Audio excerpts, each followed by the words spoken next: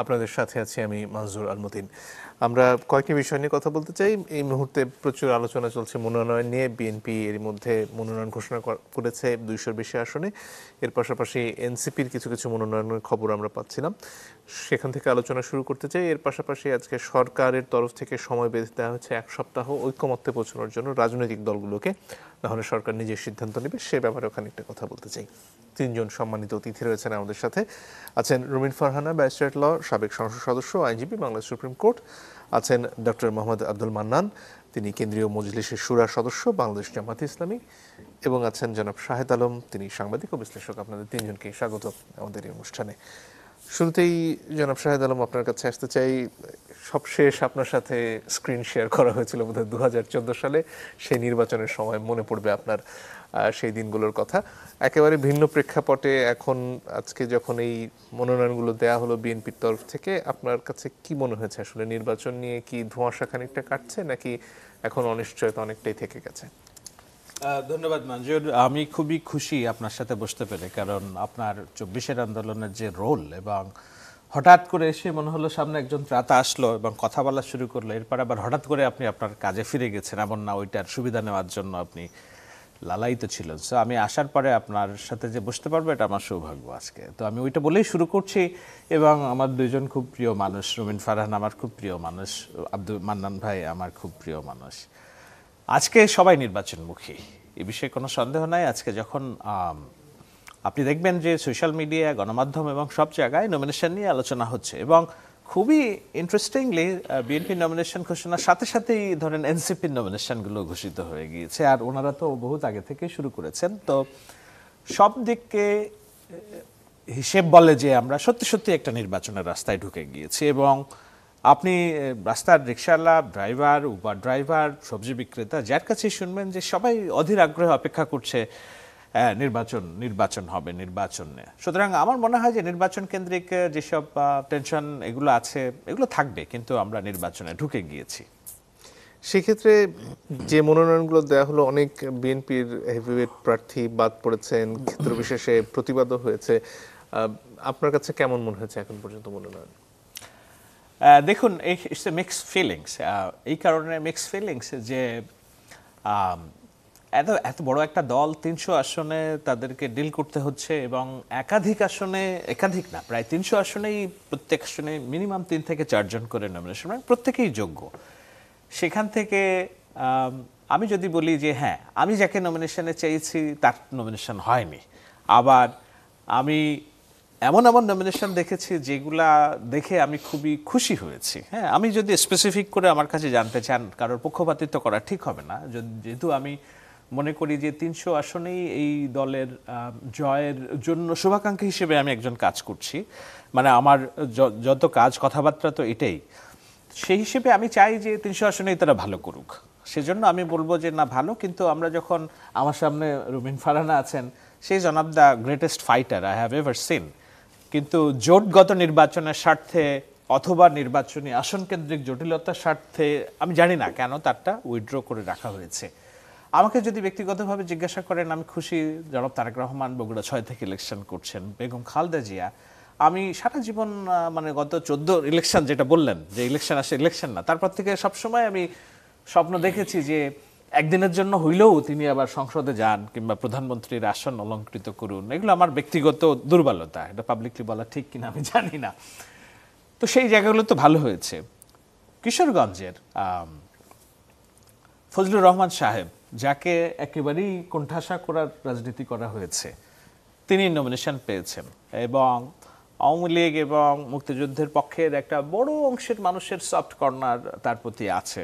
তো সেই জায়গা থেকে তাকে 3 মাসের জন্য বহিষ্কার করা হয়েছিল, আপনি জানেন, কিন্তু নমিনেশনে ঠিকই তাকে দেয়া হয়েছে। এমন অনেক মানুষকে আমি চিনি যাদের সাথে দলটির ভারপ্রাপ্ত চেয়ারম্যান, তিনি 5 বছর কথা বলেন নাই, কিন্তু নমিনেশন দেওয়ার সময় ঠিকই নমিনেশন দিয়েছেন, কারণ তিনি দেখেছেন যে উইনিং ক্যাপাসিটি কোথায়, হ্যাঁ, সেইটা সর্বোচ্চ। এবং এক পরিবারের দ্বিতীয় ব্যক্তিকে নমিনেশন তিনি দেন নাই, যেমন সালাউদ্দিন আহমেদ সাহেবের ওয়াইফ হাসিনা আহমেদ, আমি আরও অনেক নাম বলতে পারবো, আমরা লিস্ট ধরে ধরে নাম বলতে পারবো। স্থায়ী কমিটির সদস্য নজরুল ইসলাম খান, রুহুল কবির রিজভী যদি গণতন্ত্রের জন্য ওনার ভূমিকার কথা আমরা বলি, তাহলে he is one of the single most figure যে দিনের পর দিন রাস্তায় একটা চাদর মুড়ি দিয়ে বসে বিএনপি নামক দলটার অস্তিত্ব টিকিয়ে রেখেছেন। তিনি নমিনেশন পান নাই। তারেক রহমানের অত্যন্ত ঘনিষ্ঠজন, আমার প্রিয় মানুষ হুমায়ুন কবির, উনি পররাষ্ট্র বিষয়ক বড় দায়িত্ব পালন করেন, ওনাকে নমিনেশন দেওয়া হয় নাই, কিন্তু মাঠে যিনি দায়িত্ব পালন করেছেন ইলিয়াস আলীর স্ত্রী লুনা রুশদি, ওনাকে নমিনেশন দিয়েছেন। তো এরকম অগণিত আমি এক্সাম্পল দিতে পারবো যে দলের জন্য, ক্যালকুলেশনের জন্য অনেক জায়গায় নমিনেশনকে কাট করা হয়েছে এবং it's a very tough job, এবং সেই টাফ জবটা হয়েছে। এখন ব্যক্তিগত পছন্দ অপছন্দ থাকবে, কিন্তু আমার মনে হয় যে ব্যাপকভাবে যে মনে করা হয় যে না খুব অনেক বেশি বিদ্রোহী প্রার্থী, এটা আমি এখনো মনে করি না যে খুব বেশি বিদ্রোহী প্রার্থী হবে। কারণ এবার ইলেকশনটা আমার বিশেষ করে ভাইরা যেভাবে মাঠে শক্তিমত্তা জানান দিচ্ছে, তাতে দলের উইন নিয়ে সবাই খুব কনসার্ন এবং সেই জন্য কাজ করবে বলে আমার দৃঢ় বিশ্বাস। জি, ধন্যবাদ। রুমিন ফারহানা, আপনার কাছে আসতে চাই। যেমনটা শাহেদ আলম এইমাত্র বলছিলেন যে আপনার কাঙ্ক্ষিত যে আসন সেখানে এখন পর্যন্ত ফলাফল জানা যায়নি, কি পাচ্ছেন বিএনপির টিকিট। এই যে অনেকগুলো আসন এখন পর্যন্ত ছেড়ে রাখা হলো, সেখানে আসলে কাদের সাথে সম্ভাব্য জোট হতে পারে বা সে আলোচনা কতদূর এগোলো সেটা একটা। এর পাশাপাশি কিছু কিছু ক্ষেত্রে দেখা যাচ্ছে যে রাস্তায় আগুন জ্বালিয়ে, টায়ার জ্বালিয়েও অনেক ক্ষেত্রে যারা মনোনয়ন পাননি তাদের সমর্থকরা প্রতিবাদ করেছেন। সেই দিকটা আসলে বিএনপি সামাল দিয়ে উঠতে পারবে কিনা? দেখুন, জোটের সঙ্গে তো আলোচনা হচ্ছে। জোট বলতে যারা 15 বছর বিএনপির সঙ্গে নানান সুখে দুঃখে বিপদে আপদে মামলা হামলায় বিএনপির সঙ্গে ছিল, তাদের সঙ্গে আসন ভাগাভাগির একটা ব্যাপার আছে। নতুন করে আবার অন্য কোনো দলের সঙ্গেও জোট হতে পারে, এই আলোচনাও আছে, শোনা যাচ্ছে। সো যেই 63টা আসনে এখনো মনোনয়ন ডিক্লেয়ার করা হয়নি, সেখানে ম্যাক্সিমামই জোটের আলোচনা বা জোটের চাওয়া আসনগুলো আর কি। মানে আলোচনা তো ঠিক না, জোট তো কিছু আসন চেয়েছে যেগুলো বিএনপি কনসিডার করবে, বা যেটা ভাই বললেন যে উইনিং ক্যান্ডিডেটকে সেটা দেখবে বিএনপি। সো আপাতত সেই 63টা উইথ হোল্ড আছে, আমারটাও অন হোল্ডেই আছে। আর যেটা আপনি বলছেন যে মনোনয়ন না পেয়ে যেই প্রতিবাদটা, এখন দেখুন এখানে আপনি এটাকে নানানভাবেই দেখতে পারেন।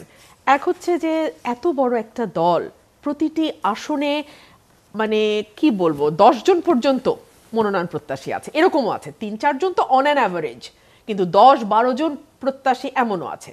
সো সেখান থেকে একজনকে বাছাই করা is really very tough. So তারপরেও তো এই বাছাইটা করতে হয়। সে কারণেই কিন্তু মনোনয়ন দেওয়ার আগে ভারপ্রাপ্ত চেয়ারম্যান বারবার আমাদের সঙ্গে বসেছেন, আমাদেরকে জানিয়েছেন, আমাদেরকে বলেছেন যে সকলকে তো মনোনয়ন দেওয়া যায় না। 300-র মধ্যে আমি কতজনকে, 300 জনকে দিতে পারবো, এর বেশি তো আমি দিতে পারবো না, কিন্তু দলে অন্য কোনোভাবে তাকে প্রোভাইড করা হবে, এগুলো বলা হয়েছে। তারপরেও যদি রাস্তাঘাটে এভাবে টায়ার জ্বালানো বা আগুন দেয়া নেতাকর্মীরা আবেগের বশে হয়তো করছে, তবে এটা খুব বেশি দিন এটা লিঙ্গার করবে না। নেতাকর্মীদের আবেগটাও তো আপনি সম্মান করবেন, কারণ দেখুন এই নেতাকর্মীদের জন্যই কিন্তু এক একজন মনোনয়ন প্রত্যাশীদের 1 নাম্বার 2 নাম্বার 3 নাম্বারে চলে আসে। এত নেতাকর্মীর মধ্যে নেতাকর্মীর ভালোবাসা, নেতাকর্মীদের ত্যাগ, নেতাকর্মীদের শ্রম, নেতাকর্মীদের ঘামেই কিন্তু আমরা এতদূর আসি যে আমরা মনোনয়নটা প্রত্যাশা করতে পারি। সো তাদের তো নিশ্চয়ই মনটা খারাপ হবে, তাই না? সেটাও আমাদের সম্মান করতে হবে। আমি আপনার সাথে, মানে আপনি নামগুলো বলবেন, কিন্তু আমাকে একজন দেখতে দেখতে পাঠিয়েছে নামগুলো বলার জন্য, যেমন রুহুল কবির রিজভী, শামসুজ্জামান দুদু, মোয়াজ্জেম হোসেন আলাল, আসাদুজ্জামান রিপন, হাবিবুন নবী খান সোহেল। 400, 450, 500 মামলা শেখ হাসিনা তার বিরুদ্ধে দিয়েছে। সুলতান সালাউদ্দিন টুকু, ছাত্রদলের সভাপতি, আফরোজ আব্বাস, নিপুণ রায়, সৈয়দ আশরাফি পাপিয়া, রুমিন ফারহানার কথা লিখছে, সেলিমা রহমান, আসলাম চৌধুরী, স্ট্যান্ডিং কমিটি মেম্বার, হ্যাঁ, নাজিবুদ্দিন আলম, ফজলে আজিম, মামুন হাসানের মতো। এই মানে আপনি এই লিস্ট শেষ করতে পারবেন না। আপনি কি মানে কাকে অভিযোগ করবেন, কোথায় অভিযোগ করবেন?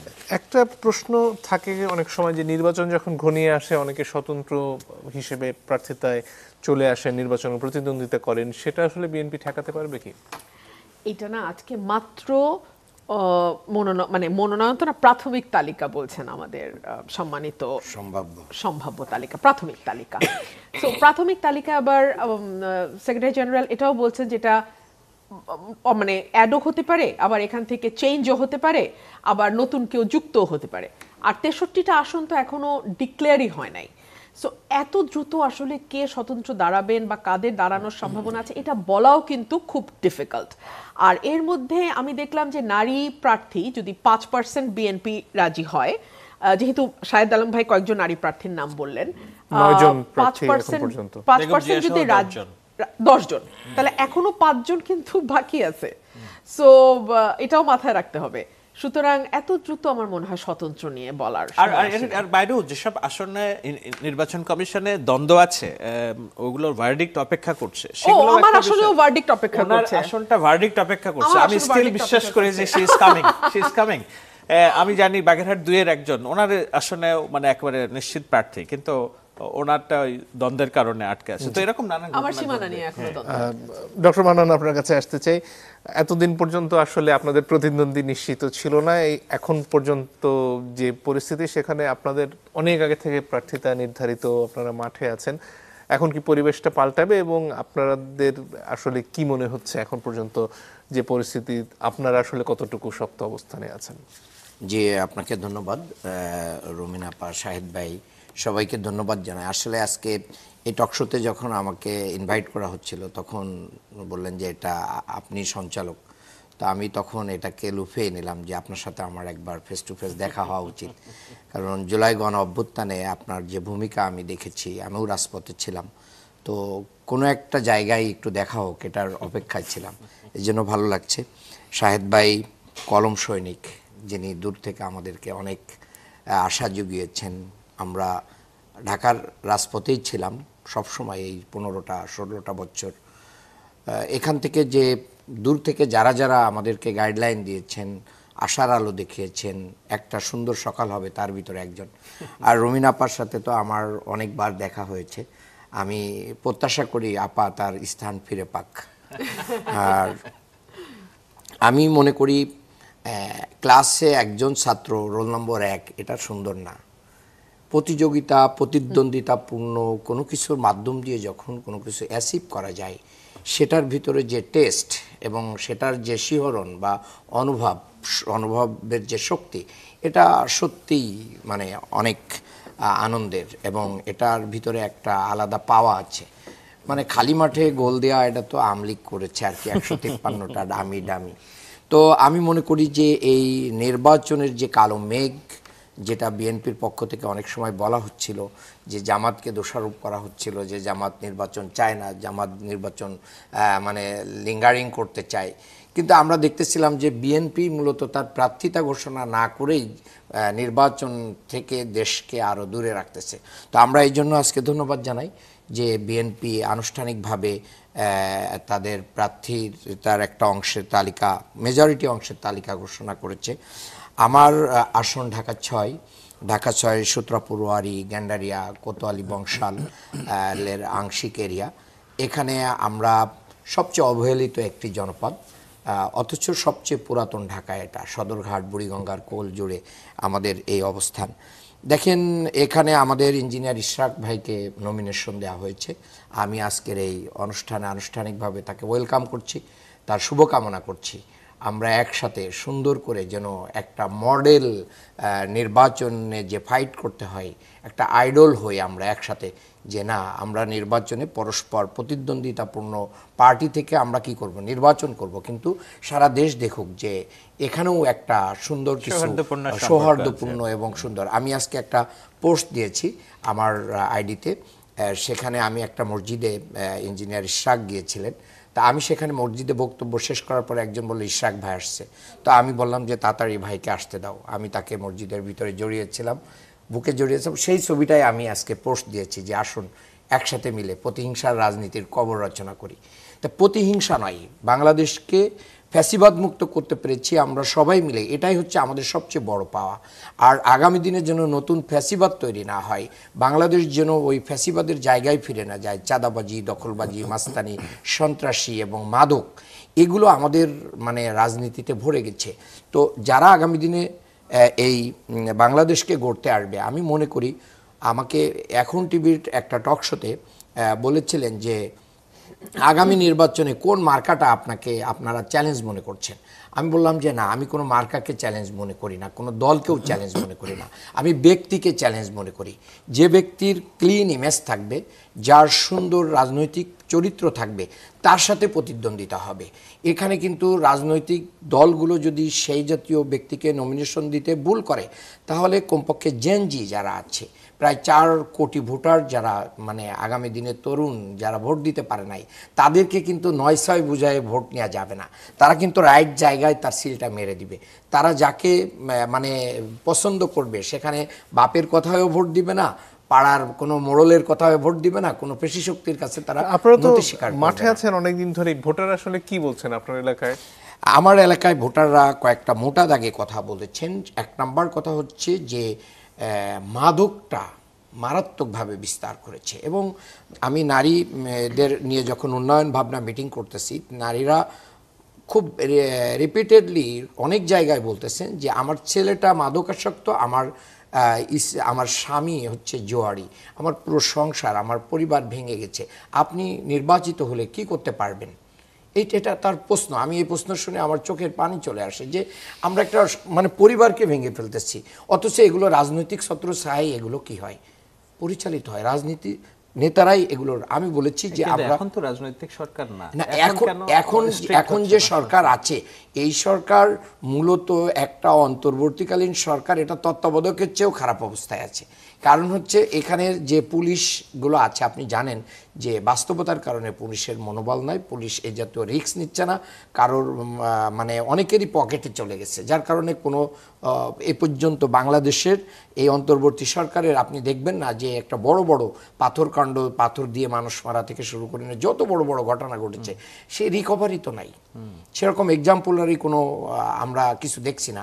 এই যে 5ই আগস্টের টাইম পর্যন্ত যত অস্ত্র লুট হয়েছে থানাগুলো থেকে, আপনার কতটা অস্ত্র বাংলাদেশে উদ্ধার হয়েছে?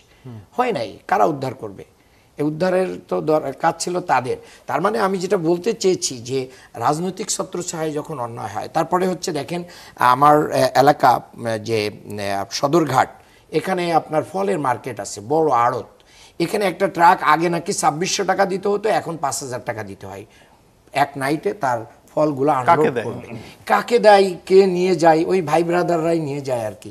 এটা মানে একটা ওপেন সিক্রেট, এবং এটা ভাগবটরা। এবং আমি যতটুকু বুঝেছি, একটা মুরগির মার্কেট কাপ্তান বাজার, প্রেসিডেন্টের বাড়ির খুব কাছেই, এখানে প্রতি রাতে মানে মিনিমাম 50 লাখ টাকার কি লেনদেন হয়।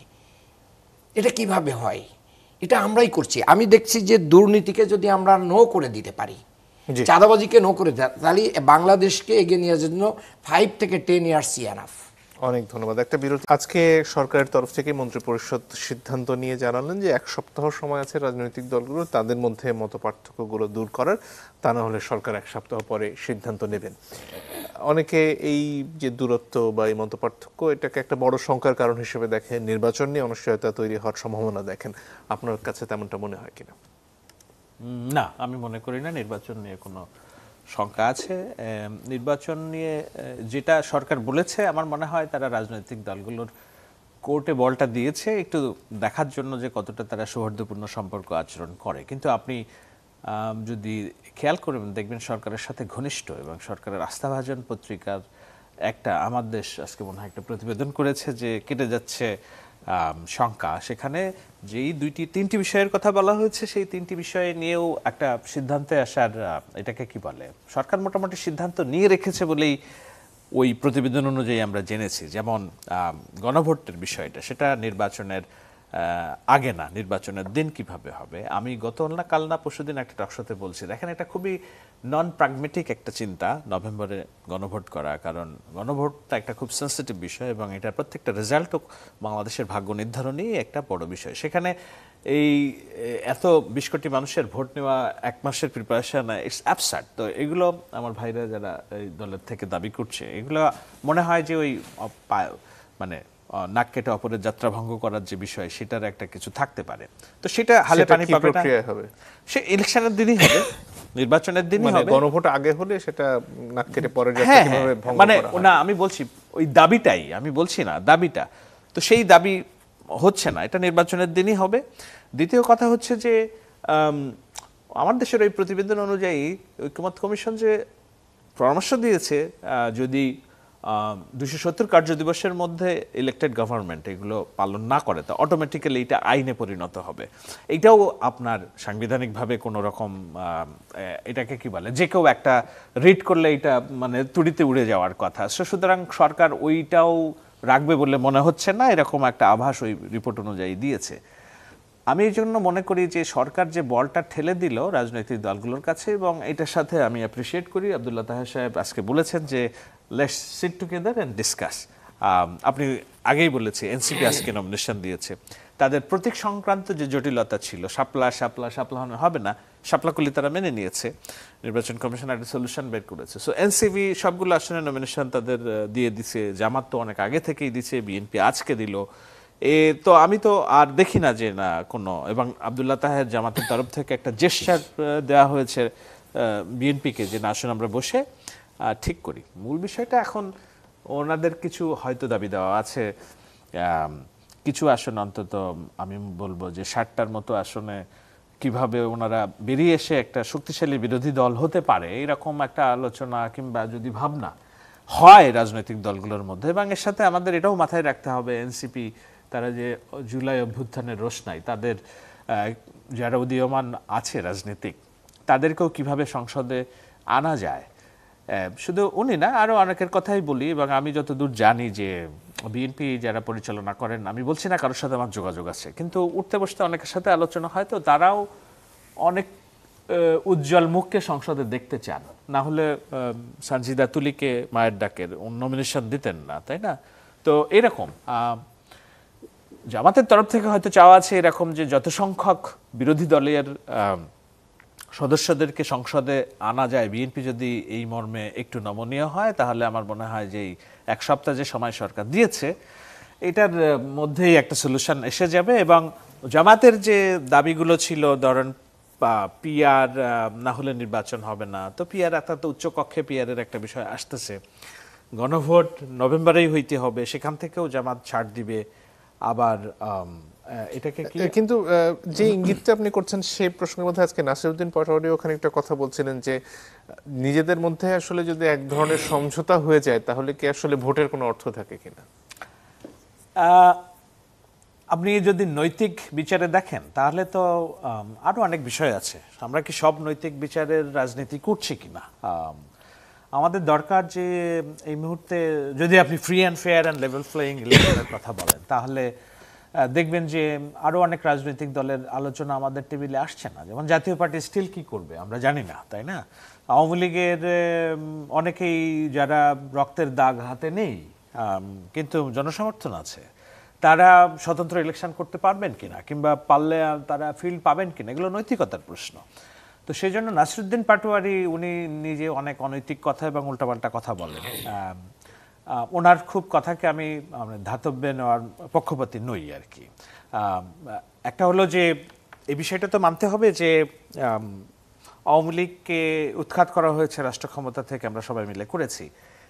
তার ফিরে আসার জন্য আমরা ক্ষণে ক্ষণে হুজুগ তুলছি যে না আওয়ামী লীগ ফিরে আসবে, আওয়ামী লীগ ফিরে আসবে। সেজন্য আমাদের সেই হুজুগটাও যদি আমরা বাস্তবতায় নেই, আওয়ামী লীগ বিরোধী যে রাজনৈতিক দলগুলো ছিল, বিএনপি, জামাত, এনসিপি এবং অন্যান্যরা, তাদের ভিতরে তো একটা ন্যূনতম ঐক্য যদি না থাকে, তারা যদি নিজেরাই নিজেদের মধ্যে কামড়া কামড়ি এবং হানাহানিতে লিপ্ত হয়, তাহলে তো এই সুযোগ অবশ্যই ভিন্ন পক্ষ নিতে পারে। সেই হিসাবে থেকেও এটা আমি ঠিক আসন সমঝোতার কথা তো বলবো না, জনগণ ভোট দিলে যে কেউ বেরিয়ে আসতে পারে, কিন্তু এই ন্যূনতম আন্ডারস্ট্যান্ডিংটা যদি ভিতরে ভিতরে হয় আমি দোষের কিছু দেখি না। জি, ডক্টর মান্নান আপনার কাছে আসতে চাই। এই পর্যায়ে জামাতে ইসলামী বেশ কয়েকটি বিষয়ে বিএনপির সাথে দ্বিমত পোষণ করে আসছে, তার মধ্যে গণভোট আগে করার বিষয়টি আপনারা বারবার জোর দিয়ে বলেছেন।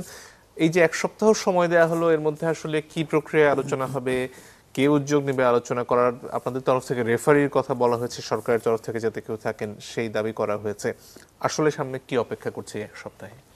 জি, আপনাকে ধন্যবাদ। দেখেন, আমি এই উত্তরটা দেওয়ার আগে একটু শাহেদ ভাইয়ের কথা বলতে চাই। ভাই জামাতকে 60টা আসন, 50টা আসন, এমনকি বিএনপির মহাসচিবও একসময় এরকম একটা ধূম্রজাল সৃষ্টি করতে চেয়েছিলেন জামাত ইসলামীকে এখন এভাবে কনসিডার করার কোনো সুযোগ নেই। জামাতের নেতৃত্বে একটা জোট, অঘোষিত একটা আন্ডারস্ট্যান্ডিং 8 দলীয় মিটিং গতকাল আজকেও হয়েছে। তো সেখানে শক্তিশালীভাবেই জামাত আসতেছে এবং 5ই আগস্ট পরবর্তী যে রাজনীতি, সেই রাজনীতির আকাশটাকে কালো মেঘে আচ্ছন্ন করেছে বিএনপির কতিপয় নেতৃত্ব। আমি এখানে আমাকে বলতে দেন, আপনি বলবেন অবশ্যই। তো দেখেন এই জায়গা থেকে বিএনপির জনপ্রিয়তা কি হয়েছে, ক্ষুণ্ণ হয়েছে, যার কারণে এখানে বাংলাদেশের মানুষ কিন্তু একটা বিকল্প বুঝতেছে। আমি মাঠ পর্যায়ে door to door, market to market, প্রতিটা জায়গায় মানুষের কাছে যাওয়ার কারণেই আমি এটা মাঠ থেকে বলছি, ব্যক্তিগত কোনো গবেষণা প্রতিষ্ঠান বা পত্রিকা বা মিডিয়ার তৈরি করা কোনো রিপোর্ট থেকে বলছি না, আমি একজন মাঠকর্মী হিসেবে বলছি। কাজেই আমি মনে করি যে এবার একটা প্রতিদ্বন্দ্বিতাপূর্ণ নির্বাচন হবে। সেই নির্বাচনে যদি আপনারা এই অবস্থা তৈরি করতে চান যে বিএনপি ক্ষমতায় নিশ্চিত আসতেছে আর বাকিদেরকে বিরোধী দল বানানোর জন্য কয়েকটা সিট দিয়ে দিচ্ছে, তো নির্বাচনের আগেই তো ডিসি, এসপি, অন্য যত উইং আছে নির্বাচনের, তারা সবাই মিলেই তো তখন মানে তারেক রহমান, খালেদা জিয়ার কাছে ফুল দিয়ে গোপনে গোপনে দেখা করে মোটামুটি অগ্রিম আশীর্বাদ নেবে। আপনাদের মিডিয়াগুলো যে আগে ভাগে সেখানে অবস্থান নেওয়ার জন্য ঠেলাঠেলি করবে কার আগে কে যেতে পারে, তাহলে নির্বাচন দেওয়ার তো কোনো প্রয়োজন আসে না দেশের টাকা পয়সা নষ্ট করে। এখানে কোনো কায়দায় যদি কাউকে ক্ষমতায় দিয়ে দেওয়া যায় সেটাই ভালো। এটা আমি মনে করি পুতুল খেলা না। বাংলাদেশে একটা সরকার পরিবর্তনের যে ধারা, দীর্ঘদিন গণতান্ত্রিক ধারা থেকে আমরা বঞ্চিত। এই জায়গায় ফাইটিংয়ে যদি জামাত একটা সিটও না পায় তো সমস্যা কোথায়? জনগণ যদি না দেয়, আবার জনগণ যদি জামাতকে মেজরিটি দিয়ে দেয়, তাহলে আপনি কেন সেটাকে বলতেছেন? এবং বাংলাদেশে অনেক জায়গায় এই কথা বলা হচ্ছে জামাতকে ঠেকাইতে হবে, জামাত আগামী দিনে তাহলে ক্ষমতায় চলে আসবে। তো প্রবলেম কি? আপনি অনেক কিছু ধোয়া তুলেছেন বিগত বছরগুলোতে, কিন্তু জনগণ তো এরপরও রিজেক্ট করে নাই জামাতকে তো লাইমলাইটে রেখে দিয়েছে, জনগণ তো রিজেক্ট করে নাই। তাহলে আপনি আমি বুদ্ধিজীবী হয়ে কেন জামাতকে রিজেক্ট করার জন্য মরিয়া হয়ে যাব? এই জায়গাটা মনে হয় খুব সুন্দর দেখায় না। আর আপনি যেটা বলেছেন যে রাজনৈতিক দলগুলোতে, আজকে আসিফ নজরুল স্যার সাংবাদিক সম্মেলনে আরও কয়েকজন উপদেষ্টা তারা ছিলেন, সেখানে যে বিষয়গুলো বলেছেন রাজনৈতিক দলগুলোর কোর্টে বল ঠেলে দিয়েছেন। উনি আজকে বলার আগের দিন ডাক্তার সৈয়দ আব্দুল্লাহ মোহাম্মদ তাহের ভাই কিন্তু রাজনৈতিক দল বিশেষ করে বিএনপিকে প্রতি আহ্বান জানিয়েছেন যে আসুন আমরা বসি, আমরা আলাপ আলোচনার মাধ্যম দিয়ে ফ্যাসিস্ট বিরোধী যে শক্তি আমরা এখানে আছি, আমরা আলাপ আলোচনার মাধ্যমে এই অবস্থার সমাধান করি। আপনি দেখেন যে ঐকমত্য কমিশন যে আলোচনাগুলো করেছে, সেখানে যদি রাজনৈতিক দলগুলো যদি সহযোগিতা না করতেও, তাহলে কি ঐকমত্য কমিশন তার নিজস্ব কোনো ক্যারিসমেটিক অবস্থা দিয়ে এই জায়গায় আনতে পারতো না। তবে হ্যাঁ, তাদের একটা বড় অ্যাচিভমেন্ট হচ্ছে তারা মানে ঘন্টার পর ঘন্টা ধৈর্য ধরে এই কাজগুলো করে গেছে। এর জন্য তারা অনেক বেশি থ্যাঙ্কস পাওয়ার উপযুক্ত। এত ধৈর্য আলী রিয়াজ স্যার সহ অন্যান্য যারা আছেন, আমি মনে করি এটা ব্যাপক ধরনের বাংলাদেশকে নতুন জায়গায় নিয়ে যাওয়ার জন্য তারা পরিশ্রম করেছেন। এখানে আজকে মির্জা ফখরুল ইসলাম আলমগীর একটা অভিযোগ করেছেন যে বিএনপিকে সংস্কার বিরোধী হিসেবে দেখানোর একটা চেষ্টা চলছে এবং এটা বিভিন্ন সময় আপনারাও বলেছেন, সেটার কারণটা কি? এটা আসলে দেখানোর চেষ্টা হচ্ছে না, এটা বিএনপি অলরেডি তাদের কার্যক্রম দিয়ে প্রুভ করেছে যে তারা এই মুহূর্তে সংস্কার চাচ্ছে না, তারা এই মুহূর্তে গণভোট চাচ্ছে না, তারা এই মুহূর্তে প্রেসিডেন্টকে না, জনগণের কথা বলছি, প্রেসিডেন্টের অপসারণ চাচ্ছে না, এই মুহূর্তে আমলিগের চাচ্ছে না। এই যে অনেকগুলো কার্যক্রমে এখনই না, আবার মানছেন কিন্তু প্রেসারে পড়ে জনগণের যে এই যে 10 বছর ক্ষমতার মেয়াদ, তারপরে হচ্ছে মনে করেন সরকারি দল বিরোধী মানে দলীয় প্রধান, সরকার প্রধান, এই যে তারপরে পেয়ার সিস্টেমে উচ্চকক্ষ নিম্নকক্ষটা মানেনি নাই, কিন্তু উচ্চকক্ষে মানবেন কি না মানবেন এখনও কিন্তু কনফার্মেশন দিয়ে নাই। তাহলে মূলত জনগণের কাছে ঐকমত্য কমিশনের লং টাইম আলাপ আলোচনার মাধ্যম দিয়ে এটা জনগণের সামনে স্পষ্ট হয়েছে যে বিএনপির কারণে সংস্কারটা লেট হচ্ছে এবং এখনও কোনো একটা মানে কনক্লুশনে আসা যাচ্ছে না। এই জায়গা জনগণের কথা, এটা কোনো দলের কথা না। জি, ধন্যবাদ।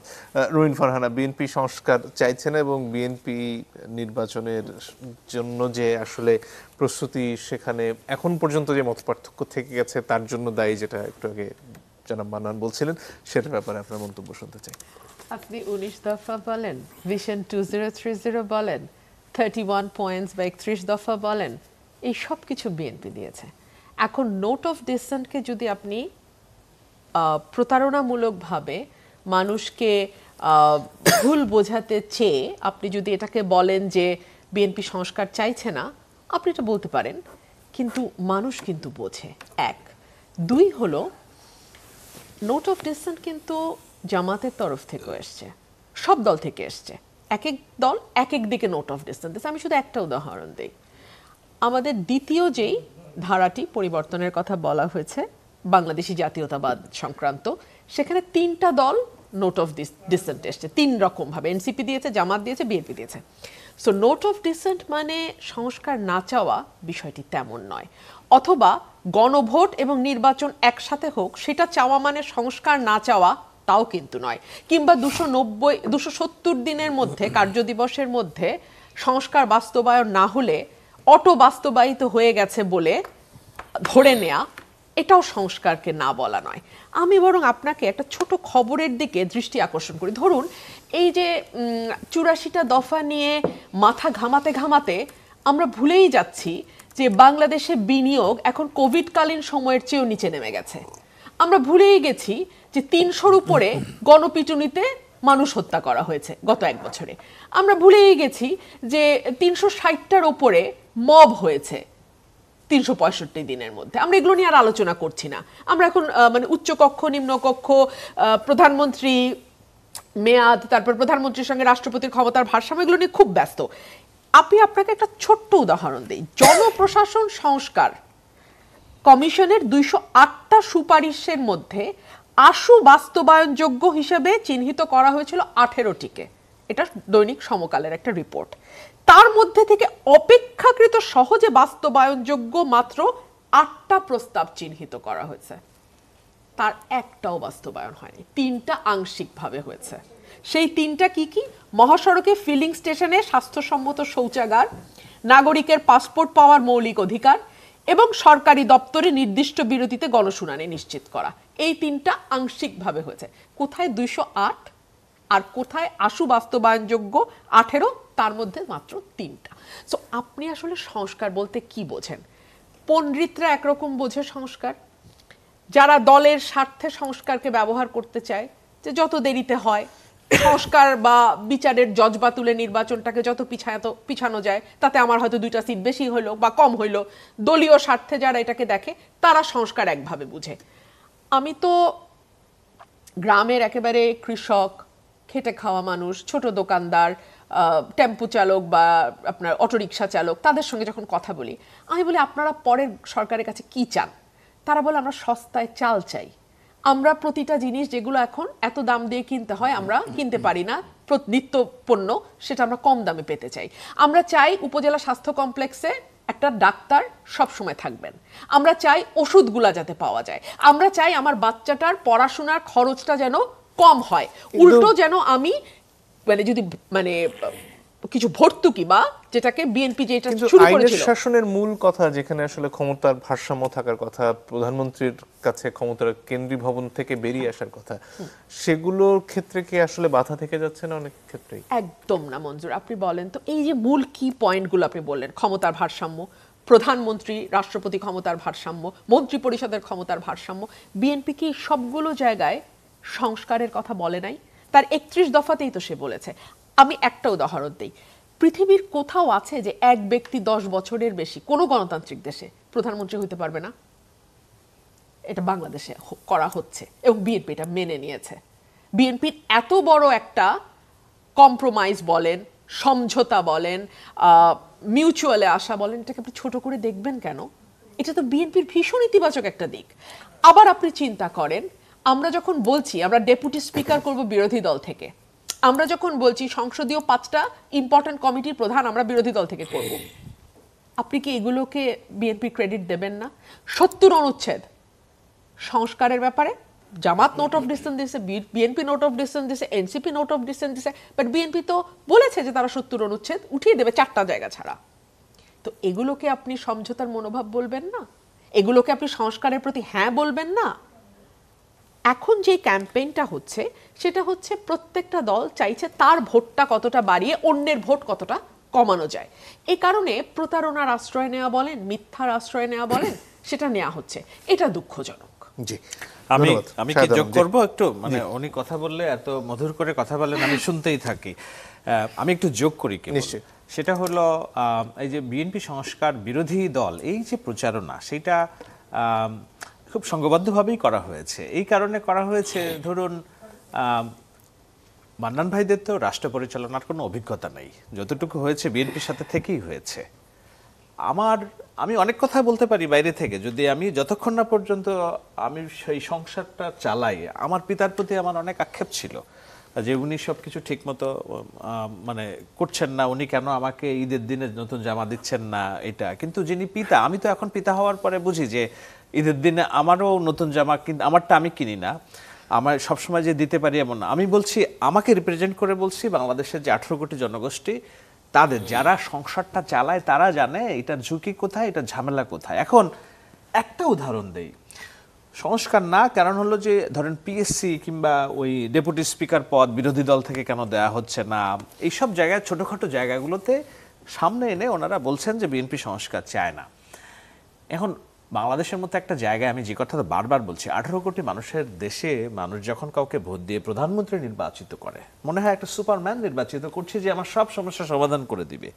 তার হাত পা বেঁধে আপনি রাষ্ট্র পরিচালনার জন্য, মানে আমি রাস্তার মানুষ হিসেবে চাইতেই পারি, ছোট বালক হিসেবে আমি চাইতেই পারি যে ঈদের দিন আমার বাবা আমার জন্য ল্যাম্বরগিনি গাড়ি কিনবেন, কিন্তু যিনি বাবা উনি তো বুঝবেন যে তার ক্যাপাসিটি কতটুকু। ইসলামী ব্যাংক ছোট্ট একটা প্রতিষ্ঠান, ওনারা ওয়েলফেয়ার রাজনীতি করেন, সেইখানে নন জামাতি 450 জনকে চাকরিচ্যুত করা হয়েছে, আরো 550 জনকে বাইরে রাখা হয়েছে। এখন আমরা যদি বলি যে ইসলামী ব্যাংকে নন জামাতি প্রশাসক নিয়োগ করতে হবে, এটা একটা সংস্কারের বিষয়, ওনারা মানবেন কিনা? সেইখানে বিএনপি রাষ্ট্র পরিচালনা করবে, সেইখানে আমি হাত পা বেঁধে দিয়ে বলবো যে আমার সবগুলো সাংবিধানিক প্রতিষ্ঠানে বিরোধী দল থেকে, জামাত থেকে, ওখান থেকে লোকজন বসাইতে হবে, তারপর আমি রাষ্ট্র পরিচালনা করব। এটা চাওয়া যেতে পারে। একজন ক্ষুদ্র বাচ্চা, নাবালক বাচ্চা হিসেবে আমি আমার সংসারে বলতে পারি যে আমার এখানে এই থাকবে। কিন্তু সাংবিধানিক প্রতিষ্ঠানগুলোর দলীয়করণ কি একটা অন্যতম বড় সমস্যা হিসেবে ছিল না গত 15 বছরে? 15 বছরের সমস্যা, জি, সুযোগ। 15 বছরের সমস্যা ছিল, এটা ছিল, কিন্তু আপনাকে এর সাথে তো অনেকগুলো বিষয় ছিল। আপনাকে 15 বছরের সমস্যা ছিল, এই কারণে শেখ হাসিনা মাফিয়া হয়েছে, মানুষ চাকরি বাকরি পায় নাই, এখন কি পাচ্ছে কিনা? ডক্টর ইউনূসের গত 1 বছরের যে নিয়োগ প্রক্রিয়া, সেই নিয়োগ প্রক্রিয়ায় যেই স্বচ্ছতা মেনটেন করে নিয়োগ দেওয়ার কথা আপনারা বলছেন, যেটা মানুষ নির্বাচিত করবে একটা সরকারকে, সেটা যেই সরকার হোক, জামাত ইসলামের ক্ষমতায় যেতে পারে, এনসিপিও যেতে পারে, বিএনপিও যেতে পারে, মানুষ নির্বাচিত করে যাদেরকে এইসব রাষ্ট্র পরিচালনার প্রতিষ্ঠানগুলো পরিচালনার জন্য দায়িত্ব দিচ্ছে, তাদের হাত পা বেঁধে দেওয়ার যে বিষয়, আপনি চাচ্ছেন এমন একটা সরকারের থেকে, যেই সরকার নির্দলীয় সরকার, কিন্তু গত 14 মাসে তারা এই এক্সাম্পলগুলো ক্রিয়েট করতে পারেনি, সেইটা আপনি চাচ্ছেন একজন নির্বাচিত সরকারের কাছ থেকে। এটা কি স্ববিরোধিতা নয়? নির্বাচিত প্রতিনিধির কাছ থেকে কি বেশি প্রত্যাশা করাও স্বাভাবিক নয়? অবশ্যই, আমি সেই জন্য বলছি, আপনার যখন প্রত্যাশাটা বেশি, তখন যিনি কিংবা যাহারা রাষ্ট্র পরিচালনা করবেন তাদেরকে হাত পায়ে দড়ি বেঁধে আপনি বলবেন সাঁতার কাটো, এবং সাঁতার কাটতে কাটতে যদি তিনি হোঁচট খান, বলবেন যে উনি ব্যর্থ গভর্নমেন্ট, ওনার পদত্যাগ। যেটা আমি জানি জামাত ইসলামের একটা পরিকল্পনা আছে, যদি কোনোভাবে বিএনপি ক্ষমতায় আসে 3 বছর পর, ব্যর্থ গভর্নমেন্টের তকমা দিয়ে এবং সংস্কার বিরোধী তকমা দিয়ে জুলাই সনদ মানছে না, এটা আরেকটা অলরেডি জামাত ইসলাম বলছে যে এইগুলো হচ্ছে যে ভয়, শঙ্কা। আব্দুল্লাহ তাহের বললেন না যে বিএনপির একটা খায়েশ আছে নতুন ফ্যাসিস্ট হওয়ার জন্য। সো এইসব ইস্যুগুলাকে যেন জিয়ে রাখা যায়, নির্বাচনের পরে একটা নির্বাচিত সরকারকে চাপতে ধরা যায়, সেজন্য গ্রাউন্ড রেডি করার একটা প্রস্তুতি হচ্ছে বলে আমি মনে করি। ডক্টর মান্নান, আমি মানব একটা ভাই, লাইন একটু যুক্ত করি। একটু পরে আসি আপনার কাছে, ডক্টর মান্নানের কাছে। আচ্ছা, না আপা বলো, এক লাইন বলো। আমি গতকালকেই দেখছিলাম যে জামাতের থেকে দাবি করা হচ্ছে স্বরাষ্ট্র মন্ত্রণালয় যাতে বিরোধী দল থেকে দেয়া হয়। আমি জানি না আপনারা কি নিউজটা দেখেছেন? হ্যাঁ, এরকম কিছু, ওনাদের তো দাবি দেওয়ার শেষ নাই। যদি এরকম হয়, শেষমেশ দাবি যেতে যেতে হয় যে প্রধানমন্ত্রীও বিরোধী দল থেকে হবেন, এটা কি আসলে মানবার মতো? এবং এটা না মানলে আপনি সংস্কারের বিপক্ষে, তাই কি বলা যায়? জি, ডক্টর মান্নান। আসলে চুন খায় যদি গাল পড়ে, তাহলে দই দেখলেও ভয় করে। এটা একটা বড়ই আমি বলেছি মানে বিশ্বাসের সংকট। নির্মম কথা। আমি বলেছি বিশ্বাসের বাংলাদেশে তত্ত্বাবধায়ক সরকার ফিরিয়ে নিয়ে আসার জন্য কিন্তু বিএনপিকে বাধ্য করা হয়েছিল। বিএনপি সোজা আঙ্গুলে তত্ত্বাবধায়ক দেয় নাই, এর জন্য জনগণকে অনেক বড় স্যাক্রিফাইস করতে হয়েছিল। এটা আমাদের একটা চুন খাওয়া আর কি, বুঝতে পেরেছেন? তো বিএনপি যে সংস্কার করবে এটা জনগণ বিশ্বাস করে না। ক্ষমতায় যে বিএনপির দ্বারা দেশের সংস্কার হবে এটা জনগণ বিশ্বাস করে না। এই কারণেই যে 5ই আগস্টের পরে যে মানে অন্যায়, অবিচার, জুলুম সারা দেশব্যাপী হয়েছে, এই কারণে জনগণ এই আস্থায় নিতে পারছে না। নাম্বার 1, আমার ভাই বলেছেন যে রাষ্ট্র পরিচালনার অভিজ্ঞতা নেই। হ্যাঁ, রাষ্ট্র পরিচালনার বড় অভিজ্ঞতা নাই, কিন্তু আমাদের 2 জন মন্ত্রী 3টা মন্ত্রণালয় চালিয়েছেন, তাদের বিরুদ্ধে 1 কোটি টাকার দুর্নীতির কোনো অভিযোগ দেওয়া যায় না। আপনি প্লিজ আপনি বলবেন আপনার টাইম। সাংবিধানিক সংস্কার যেটা বাংলাদেশের বড়ই প্রয়োজন, সাংবিধানিক জায়গাগুলোকে কেন আমরা মানে ফ্রিডম দিতে পারি না? আমাদের ভয় কোথায়? এই জুজুর ভয় কেন আমাদের? এই জুজুর ভয় এই কারণেই যে আমরা অন্যায় করব, অবিচার করব, জুলুম করব, তালিকা পাঠাই দেবো পিএইচসিতে আর চাকরি হয়ে যাবে। ইতিমধ্যেই একজন নির্বাচিত হওয়ার আগেই বলছেন যে পিএইচসিতে আমরা অসুবিধা নেই, এগুলো দিয়ে দিব। আমার সাবেক স্বরাষ্ট্র প্রতিমন্ত্রী ভাই কিন্তু একথা বলেই দিয়েছেন। আবার গয়েশ্বরচন্দ্র রায় বলছে যদি কালকেই আমরা নামে যাই অন্তর্বর্তীকালীন সরকার কোথায় চলে যাবে তার কোনো ঠিক নেই। ভাই, হুমকি ধুমকি দিয়ে তো আর রাজনীতি হয় না। আজকে যাদেরকে বলছেন অভিজ্ঞতা নেই, তা আমি বিনয়ের সাথে আপনাকে বলছি, এই অনভিজ্ঞ, আড়ি এবং গুয়ার যাই আপনি উপাধি দেন, তাদের নেতৃত্বেই ফ্যাসিজমের পতন হয়েছে, বাংলাদেশের মানুষ দ্বিতীয়বার স্বাধীনতা পেয়েছে। কাজেই অভিজ্ঞতাকে যদি আপনি বড় করেন তাহলে আমাদের কোন ঈদের পরে স্বাধীনতা আসতো সেটা আল্লাহই ভালো জানে। আপনি ওই ঈদ পর্যন্ত অপেক্ষা করতে পারতেন। আর বিনিয়োগ, আমি মনে করি এখানে বিএনপিরও অনেক দায় আছে। বিএনপি এই অন্তর্বর্তী সরকারকে যত ব্যর্থ করতে পারবে তত বেশি নির্বাচনকে এগিয়ে নিয়ে এসে তাদের স্বার্থ চরিতার্থ করতে পারবে। এখানে বিএনপি একটা পলিটিক্স করতেছে বলে আমাদের কাছে বিএনপির এখানে একটা বড় ধরনের অবস্থা আছে। প্লিজ বিএনপি থেকে বিএনপির খুব কাছের ঘনিষ্ঠ জনরাই কিন্তু অর্থ উপদেষ্টার দায়িত্ব পালন করছেন। এরপরে মানুষ হত্যার কথা বলেছেন আমার আপা। বিএনপির হাতে 5ই আগস্ট থেকে এই প্রায় 1 বছরের বেশি কাল প্রায় 1.5 শতাধিকের বেশি মানুষ, এই 11 জন মারা গিয়েছে অক্টোবর মাসে। লাস্ট আমার কাছে আছে, দলিল আছে।